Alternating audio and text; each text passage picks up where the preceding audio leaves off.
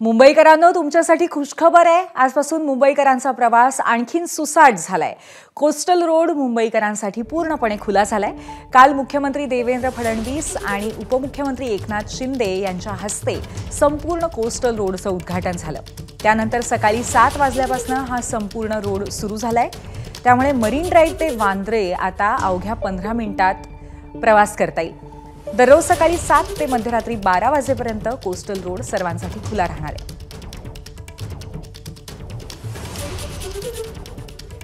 मुंबईच्या कोस्टल रोडमुळे मुंबईकरांचा प्रवास हा अतिशय जलद होणार आहे असा दावा मुंबई महानगरपालिकेकडून आणि सरकारकडून करण्यात येतोय। आता मी देखील याच मुंबईच्या वांद्रे वरळी सीलिंग पासून कोस्टल रोड पासून प्रवास करणार आहे।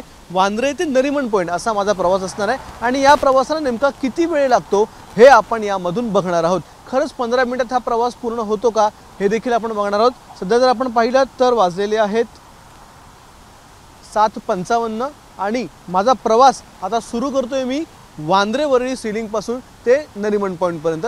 चला तर बघूया नेमका किती वेळ लागतो। आता वरळी पासून ते जर आपल्याला जायचं असेल नरिमन पॉइंट पर्यंत तर साध्या रस्त्याने म्हणजे मुंबईतून जर आपल्याला जायचं असेल नेहमीच्या रस्त्याने तर त्यासाठी आपल्याला किमान 1 तास किंवा जर पीक आवर असेल तर ट्रॅफिकच्या वेळी आपल्याला किमान 1.5 ते 2 तास लागतात। हा जो प्रवास आहे तो सिग्नल फ्री असा हा प्रवास असेल आणि सध्या आपण जातोय या वांद्रे वरळी सीलिंग वरून आणि यानंतर आपण कोस्टल रोडला जॉईन होणार आहोत। पण आता कोस्टल रोडवर एंट्री आपण केलेली आहे। कोस्टल रोडचा या प्रवास आपण करतोय। याच कोस्टल रोडवर 3 ते 4 इंटरचेंज आहेत आणि त्या प्रत्येक इंटरचेंजवरून आपल्याला कोस्टल रोडवर येता येणार आहे। मग वरळीचा असेल, लोटस जंक्शनचा असेल, पुढे अमरसन्सचा असेल, असे वेगवेगळे हे इंटरचेंज आहेत आणि याच इंटरचेंजला ज्या आंतरमार्गिका होत्या त्याचं देखील काल लोकार्पण झालेलं आहे। 3 आंतरमार्गिकांचं लोकार्पण काल करण्यात आलेलं आहे आणि याच मार्गिकांवरून आता आपल्याला वरळीवरून, प्रभादेवीवरून, लोटस जंक्शनवरून, महालक्ष्मीवरून ज्यांना कोस्टल रोडला यायचं आहे, या किनारी मार्गावर यायचं आहे त्या सगळ्यांना या 3 आंतरमार्गिकांचा खूप मोठा फायदा होणार आहे आणि त्या आंतरमार्गिकांचा वापर करून आपण कोस्टल रोडवर येऊन थेट नरिमन पॉईंटपर्यंत किंवा वरळीपर्यंत किंवा त्याहीपेक्षा पुढे वांद्रेपर्यंत प्रवास करता येणार आहे।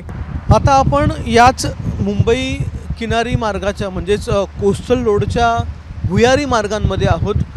हा जो कोस्टल रोड आहे त्यातला सगळ्यात अवघड टप्पा म्हणजे हे 2 भुयारी मार्ग होते। यामुळे मिळून जर बघितलं आपण तर बोगद्यामध्ये 3 आणि 3 अशा 6 लेन आहेत। बाहेरची जी मार्गिका आहे त्याच्यावर 8 लेन आहेत। आता आपण बाहेर पडलेलो आहोत या मुंबईच्या कोस्टल रोडपासून आणि इथे आपला प्रवास जो आहे तो संपलेला आहे। आपला प्रवास साधारणतः 7:55 सुरू झाला होता आणि 8:08 आपण पोहोचलेलो आहोत नरिमन पॉईंटपर्यंत। त्यामुळे नक्कीच हे आपण बोलू शकतो की कोस्टल रोडचा प्रवास हा अतिशय सुखकारक, वेगवान आहे आणि मुंबईतलं वाहतूक कोंडी जी आहे मुंबईतली ती कमी करण्यासाठी याचा खूप मोठा फायदा होईल। कॅमेरामन अजित कदमसह अक्षय भाटकर, एबीपी माझा, मुंबई। आता या कोस्टल रोड बद्दल मुंबईकर प्रवाशांना काय वाटतंय आपण पाहूयात। मैं एयरपोर्ट साइड से आया हूँ और मेरे को ज़्यादा 10 से 15 मिनट लगा इधर आने में और बहुत अच्छा बना है। गवर्नमेंट बहुत अच्छी है। अगर दूसरी तरफ से आते कितना टाइम लगता है? हमको पौना घंटा 1 घंटा जाता है। हमारा डीजल भी बचा, टाइम भी बचा और सब कुछ बचा मेरा। मैं बैंड्रा से आया, हाँ, तो मैं 15 मिनट लगा यहाँ तक पहुँचने में। अच्छा है कोस्टल रोड। नॉर्मली कितना टाइम लगता था? नॉर्मली 1 आवर लगता था ट्रैफिक में, 1 आवर के ऊपर ही होता था। आम्ही पार्ल्याहून आलो, पार्ला वेस्टवरून आणि कोस्टल रोडने आलो तर आम्हाला विदिन 12 मिनटात, 12-13 मिनटात एकदम वेळेची खूप बचत होते। एबीपी माझा, उघडा डोळे बघा नीट।